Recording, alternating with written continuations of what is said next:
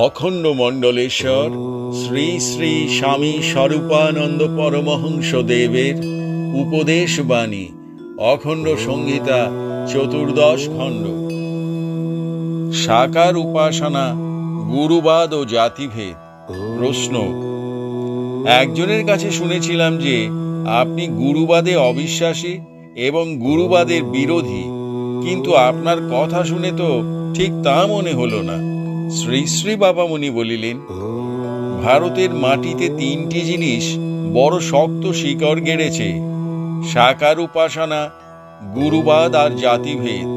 শুধু দেশের লোকের কুসংস্কারের সুযোগ নিয়েই এগুলি এত দৃঢ়মূল হয়েছে তা মনে করা অনুচিত। এদের সমর্থনেরও কতগুলি দিক আছে, যা এক কথায় উড়িয়ে দেওয়া চলে না। তবে সব দেশেই কতগুলি ব্যাপার নিয়ে মানুষ বড় বাড়াবাড়ি করে। এদেশের লোকে প্রতীক উপাসনা, গুরুবাদ এবং জাতিভেদ নিয়ে তা করেছেন। আমার প্রতিবাদ সেইখানে, যে ব্যক্তি বা সম্প্রদায় যে মতে বা পথে চলে শান্তি বোধ করেন, তার প্রতি আমার বিদ্বেষ বা তার সম্পর্কে আমার বিরোধ নেই, কিন্তু যুগের গতি বুঝে সকল মত বা পথেরই ভিতরে আতিশয্যের প্রশমন অত্যাবশ্যক হয়। প্রশ্ন: শুয়ে বসে সব অবস্থায় কি যোগ সাধন চলে? শ্রী শ্রী বাবামুনি বলিলেন, চলে, কিন্তু সকল যোগ চলে না।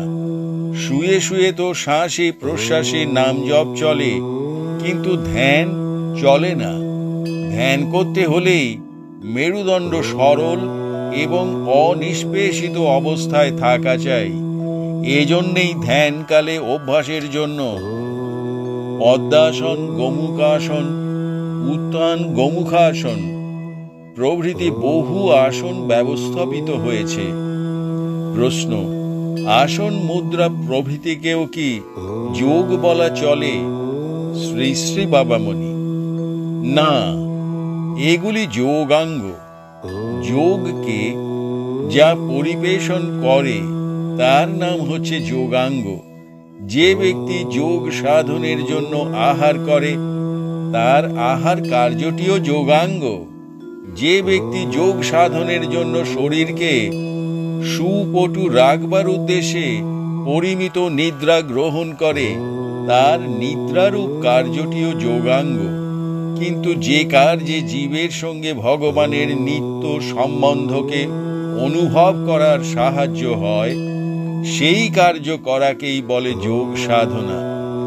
যোগযুক্ত হয়ে তুমি তার দাস হয়ে থাকবে, কিংবা তার সখা হয়ে কৃতার্থ হবে, কিংবা তাকে দ্বৈত জেনে জন্মজীবন সার্থক করবে, অথবা অবিচ্ছেদ মিলনের দ্বারা পরিপূর্ণ ঐক্য সংস্থাপন করে দ্বৈতের বোধ ও আস্বাদন চিরতরে ঘুচিয়ে দেবে।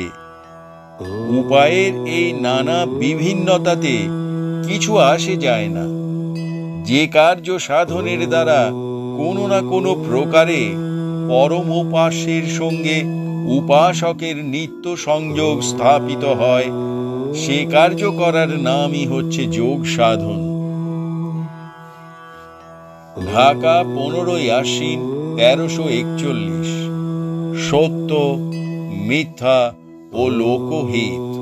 জনৈক জিজ্ঞাসু প্রশ্ন করিলেন, সত্য কথা বললে যদি লোকের অহিত হয়, তবে তদ্রূপ সত্য কথা বলা উচিত কিনা? শ্রী শ্রী বাবামুনি বলিলেন, এক কথায় এর জবাব দেওয়া চলে না। সাধুজন সম্মত সর্বজন স্বীকৃত আদর্শ হচ্ছে এই যে সর্বাবস্থাতেই সত্যই একমাত্র কথনীয় এবং অসত্য বর্জনীয়। কিন্তু সত্যের প্রয়োগের প্রকৃত ক্ষেত্র হচ্ছে সর্বভূতের উপকারে। যে সত্যে সর্বভূতের অহিত হবে, তদ্রূপ সত্য কথনে সত্যবাদিতার অহংকারকে যথেষ্ট প্রশ্রয় দেওয়া হয়। কিন্তু সর্বভূতের উপঘাতক পাপও সঞ্চিত হয়। এই সকল সত্য পুণ্যবৎ প্রতীয়মান হলেও প্রকৃত প্রস্তাবে পুণ্য নয়, প্রকৃত প্রস্তাবে পাপ। সেই পাপের প্রায়শ্চিত্ত গ্রহণের জন্য প্রস্তুত হয়েই এরূপ সত্য কথা বলা উচিত। সর্বভূতের হিতকর সত্য বাক্যই বলা উচিত এবং এজন্য যথেষ্ট বিচার শক্তির প্রয়োগ আবশ্যক। প্রশ্ন: যেরূপ সত্য কথা বললে কতক লোকের হিত এবং কতক লোকের অহিত হয়, তৎসম্পর্কে কর্তব্য কি? শ্রী শ্রী বাবামণি: দেখতে হবে যে কত লোকের হিত হচ্ছে আর কত লোকের অহিত হচ্ছে, আর দেখতে হবে যে কেমন লোকের হিত হচ্ছে আর কেমন লোকের অহিত হচ্ছে। দু চারজন লোকের যাতে হিত হচ্ছে কিন্তু লক্ষ লক্ষ লোকের যাতে অহিত হচ্ছে, এমন সত্য ঠিক ঠিক সত্য নয়। এর ভিতরে হিংসারূপ অসত্য লুকিয়ে আছে। অনেকগুলি স্বার্থপর আত্মসর্বস্ব পরানিষ্টকারী দুর্জনের যাতে হিত হচ্ছে কিন্তু তদাপেক্ষা কম সংখ্যক পরোপকারী পরমার্থসেবী উদার চেতা জীবহিতকারী সৎপুরুষের যাতে অহিত হচ্ছে, এমন সত্য সত্য হলেও সকল সময়ে অনুবর্তনীয় নয়। তবে অপক্ষপাত দৃষ্টিতে সকল দিক তলিয়ে বোঝবার অভ্যাস না থাকলে সত্য মিথ্যার এই দ্বন্দ্বে খেই হারিয়ে ফেলার যথেষ্ট ভয় থাকে। প্রশ্ন: সত্য মিথ্যার এরূপ দ্বন্দ্বে আমাদের কর্তব্য নির্ধারণের উপায় কি? শ্রী শ্রী বাবামণি: প্রথম উপায় হচ্ছে দ্বন্দ্বের বিষয়ীভূত বিচার থেকে নিজের স্বার্থকে এবং স্বার্থ বোধকে দূরে সরিয়ে আনা। যেখানে সত্য বা মিথ্যা বলার ভিতরে আমার নিজের কোনো স্বার্থ নেই, সেখানে কোনটি যে কর্তব্য তা বুঝতে আমার পক্ষে খুব বেশি দেরি হবে না। তবে স্বার্থ বলতে শুধু টাকা কড়ি, ধন সম্পদ, লোকমান বা যশ প্রতিপত্তি বুঝলে চলবে না। পরন্তু আমি যে নির্দিষ্ট একটি মতবাদের সমর্থক, আমার যে নিজের কতগুলি জিদ আছে, নিজের একটা গো আছে, সেই সবের প্রতিও অনাসক্ত হতে হবে। নিজের জিদ, নিজের গো, নিজের ব্যক্তিগত ঝোঁক প্রভৃতি সম্পর্কেও সম্পূর্ণ উদাসীন হতে হবে। তবে বলা চলবে যে আমি সত্য মিথ্যার বিচারে সম্পূর্ণ নিঃস্বার্থ ব্যবহার করেছি। সত্য মিথ্যার নির্ণয়ে ভগবৎ শরণাগতি। শ্রী শ্রী বাবামণি বলিলেন, অবশ্য এই পথ নির্দেশ হলো তার জন্য অহংয়ের উপর যার আস্থা প্রচুর, কিন্তু নিজের উপরে আস্থা তোমার যতই অধিক হোক, ভগবৎ করুণা ব্যতীত তুমি কখনো কোনো বিচারে সম্পূর্ণ নির্ভুল হতে পারো না। এমনকি বিচারে নিরপেক্ষতা অর্জনও বিশেষভাবে সাধন সাপেক্ষ। সুতরাং সত্য মিথ্যার দ্বন্দ্বে পড়ে তোমার পক্ষে একান্ত কর্তব্য হবে ঈশ্বরের শরণাগত হওয়া। ভগবৎ শরণাগতি অন্তরের ভিতরে সত্য মিথ্যা দ্বন্দ্বের নির্দোষ মীমাংসাকে জাগরিত করে দেয়। সেজন্য তোমার আর পৃথক করে বিচার বিতর্কের বিবেচনার প্রয়োজন হবে না। শরণাগত চিত্ত অতি সহজেই প্রশান্ত হয়। সেই প্রশান্ত চিত্তে ভগবানের সত্য অভিপ্রায় আপনি ফুটে ওঠে। এই কথাটি অভ্রান্ত বলে জানবে। যা ভগবত অভিপ্রায় তাই সত্য, অপর সকলই অসত্য। প্রশ্ন: সত্য গোপন কি পাপ? শ্রী শ্রী বাবামণি হাসিয়া বলিলেন, অপরকে প্রবঞ্চনা করার উদ্দেশ্যে যে সত্য গোপন তা পাপ। পিতা বা বন্ধুর বিরুদ্ধে ষড়যন্ত্র হচ্ছে, তুমি সব জেনেও পিতা বা বন্ধুকে কিছু জানতে দিলে না, এটা পাপ। শুধু পাপ কেন বলি, ষড়যন্ত্রকারীদের উদ্দেশ্য যদি কোনো কারণে সিদ্ধও না হয়, তবু তুমি ষড়যন্ত্রকারীদের উদ্দিষ্ট অন্যায় কাজের সহায়তাকারী বলে কঠোর শাসনের যোগ্য। আবার একটা পরিবারের মধ্যে এমন একটা দুর্ঘটনা ঘটেছে যা প্রকাশ পেলে সেই পরিবারের নিদারুণ ক্ষতি হবে, অথবা কোনো ব্যক্তি কোনো গুরুতর গর্হিত কাজ করেছে যা প্রকাশ করলে অপরে তার অনুকরণ করে সমাজের অনিষ্ট সাধন করবে, এমন স্থলে সত্য গোপন করাই পুণ্য। মানুষ যদি নিজের পাপ কার্যসমূহ দুনিয়ার লোকের কাছে বলে বলে বেড়ায়, তাহলে উক্ত পাপগুলি সম্পর্কে জনসাধারণের ভীতি এবং বিরক্তি দূর হয়ে গিয়ে পরোক্ষে রুচি এবং প্রবণতা সৃষ্টি হতে পারে। এতে জগৎ বা সমাজ ধ্বংস পাবে। এ স্থলে সত্যকে গোপন করাই কর্তব্য। কিন্তু তুমি তোমার অপরাধ সমূহ নির্দিষ্টভাবে এমন কোনো লোকের কাছে বললে, যার কাছে বলার দরুন তোমার পাপের প্রবণতা নাশ পাবে, এ স্থলে সত্য গোপন করা অন্যায় হতো। নিজের কল্যাণ, সমাজের কল্যাণ এবং জগতের কল্যাণের দিকে তাকিয়ে যে সত্য হয়তো একজনের নিকটে প্রকাশ করে ধরা তোমার কর্তব্য, সেই সত্যই অপর একজনের কাছে প্রকাশ করা হবে তোমার নিদারুণ অকর্তব্য। ফটো তোলবার সময়ে কাপড় পরেই লোকে তা তোলে, উলঙ্গ হয়ে তোলে কি? তা তোলে না। কিন্তু এতে এই অভিযোগ করা চলতে পারে যে একটা মানুষের পক্ষে তার চক্ষু, কর্ণ, হস্ত, পদ যেমন সত্য, তার গুপ্তেন্দ্রিয় তদ্রূপ সত্য। সুতরাং গুপ্তেন্দ্রিয়কে কেন ফটো থেকে বাদ দেওয়া হবে? এরূপ অভিযোগ কেউ করে বসলে তা খুবই একটা আশ্চর্য ব্যাপার হবে না। কিন্তু ফটো লোকে তোলে সর্বসাধারণের দেখার জন্য, অথচ মানুষের গুপ্তেন্দ্রিয় সর্বসাধারণের দেখার জন্য নয়। তাই ফটো তোলার সময়ে কাপড় পরে গুপ্ত অঙ্গ প্রত্যঙ্গ সমূহ গোপন করাতে পাপ হয় না।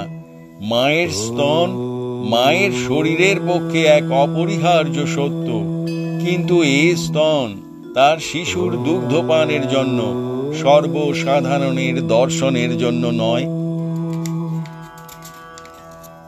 এই কারণে মা যদি লোক সমক্ষে আসার কালে বস্ত্রাবরণে স্তন ঢেকে আসেন, তবে এতে সত্য গোপন করা জনিত অপরাধ হবে না।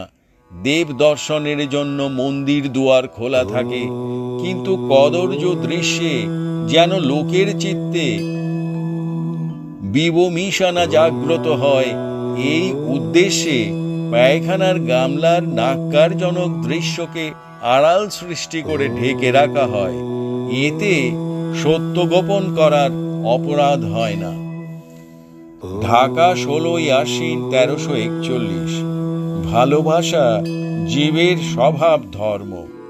জনৈক জিজ্ঞাসুর প্রশ্নের উত্তরে শ্রী শ্রী বাবামণি বলিলেন, ভগবানকে যে জীব কেন ভালোবাসে তার কারণ বলা কঠিন। বললে প্রথমে বলতে হয় যে ভগবান নিজে জীবকে ভালোবাসেন, তাই জীব তাকে ভালোবাসে। আরও বলতে হয় ভগবান জীবকে ভালোবাসার স্বভাব ধর্ম দিয়েই সৃষ্টি করেছেন, তাই জীব ভগবানকে ভালোবাসে। মাগো প্রাণ তোরে ভালোবাসে, তাই শিশুর সরল সোহাগ লইয়া সদা খল খল হাসে। চারুচরণের কিরণ মালায় নীতি নব লীলা দেখিবারে পায়, কত হাসি খেলা রাতুল শোভায় জোছনা পুলকে ভাসে। অপলক চোখে থাকিমা চাহিয়া, উছল হরসে নাচে মোর হিয়া। কত যে ছন্দে ঘুরিয়া ঘুরিয়া চরণের চারিপাশে। ভালোবাসার সসীম ও অসীম রূপ। শ্রী শ্রী বাবামণি বলিলেন, এই ভালোবাসা যখন সসীম শান্তকে নিয়ে আটক পড়ে, তখন লালসা ও বাসনার শ্যাওলা সৃষ্টি করে।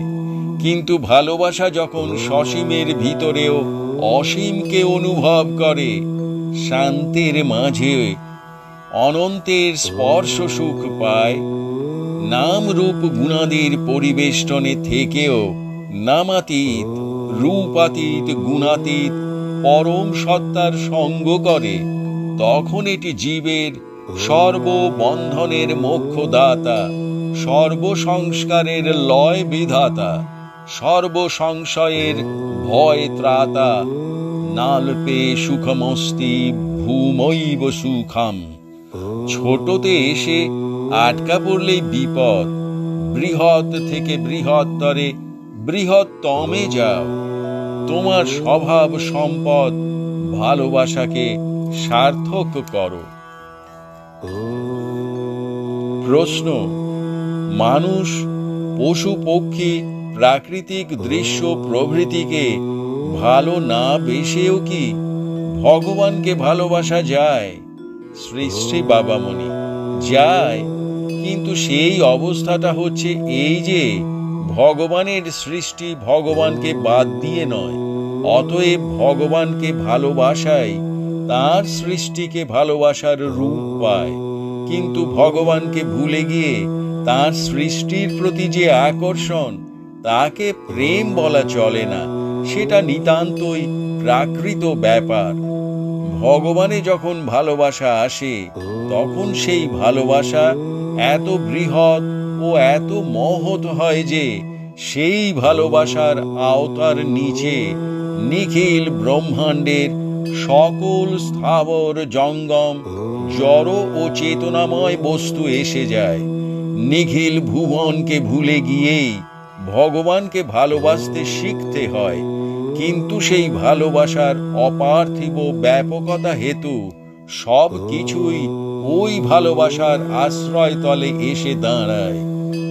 ভগবানকে ভালোবাসা আর তাঁর সৃষ্টিকে ভালোবাসার ভিতরে একটা বিরাট পার্থক্য এই যে, ভগবানকে ভালোবাসার কালে তুমি তোমার অহং, তোমার সর্ববোধ শক্তি, তোমার সকল আস্বাদন পিপাসা, তোমার ভগবত প্রীতি সম্পাদন ইচ্ছা সবই একমাত্র ভগবানের অধীন করে রাখো। কিন্তু সর্বজীব বিশ্বজগৎ কোটি ব্রহ্মাণ্ড সেই মহৎ ও ব্যাপক ভালোবাসার স্পর্শ পেয়ে তোমার ইষ্ট সুখ সম্পাদন ইচ্ছার একান্ত অধীন হয়ে পড়ে। জীবকে ভালোবাসা আর ভগবানকে ভালোবাসা এই একটা বিরাট পার্থক্যের দ্বারা চিহ্নিত হয়ে আছে। ভগবানকে ভালোবাসার ভিতর দিয়ে যে ভালোবাসা জীব বা বস্তুর ওপরে এসে পড়েনি, সেটা তো ভালোবাসাই নয়, সেটা নিতান্তই মোহ, লালসা, আসক্তি বা ভোগ লিপ্সার রূপান্তর কিংবা নামান্তর।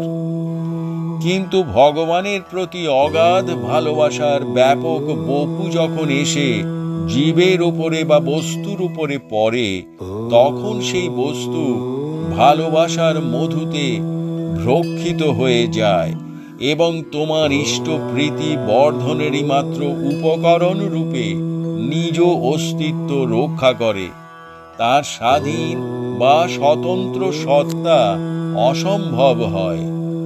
ঢাকা 18ই আশ্বিন 1341। জনৈক প্রশ্নকর্তা পরম পূজ্যপাদ শ্রী শ্রী স্বামী স্বরূপানন্দ পরমহংস দেবকে প্রশ্ন করিতেছেন। শ্রী শ্রী বাবামণি উত্তর দিতেছেন, শরতের নির্মল আকাশ আজ সমস্ত দিন ধরিয়া মেঘাচ্ছন্ন। প্রশ্নকর্তা: শ্রী গৌরাঙ্গ যে অবস্থায় সন্ন্যাস নিলেন, তা কি সমর্থনযোগ্য? বৃদ্ধা মাতা, অসহায়া পত্নী প্রভৃতিকে ত্যাগ করে কি সন্ন্যাসী হওয়া সঙ্গত? শ্রী শ্রী বাবামণি।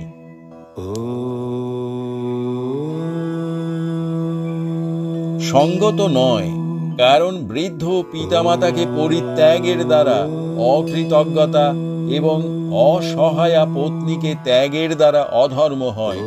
এই জন্যেই মহাত্মা তৈলঙ্গ স্বামী মাতৃবিয়োগ পর্যন্ত অপেক্ষা করেছিলেন এবং স্বামী ভাস্করানন্দ সরস্বতী পত্নী বিয়োগের পরে সন্ন্যাস নিয়েছিলেন। কিন্তু সন্ন্যাসী হয়েও পিতামাতার সেবা করা যায়, এতে দোষ হয় না।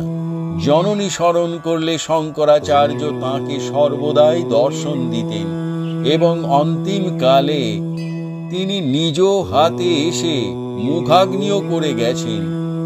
জীবন যার পরার্থে বিকিয়ে গেছে, জীব কল্যাণ যার একমাত্র লক্ষ্য, তার পক্ষে বৃদ্ধ জনক জননীর সেবাতে পরমমুখ হওয়া এক অতি বিসদৃশ্য ব্যাপার।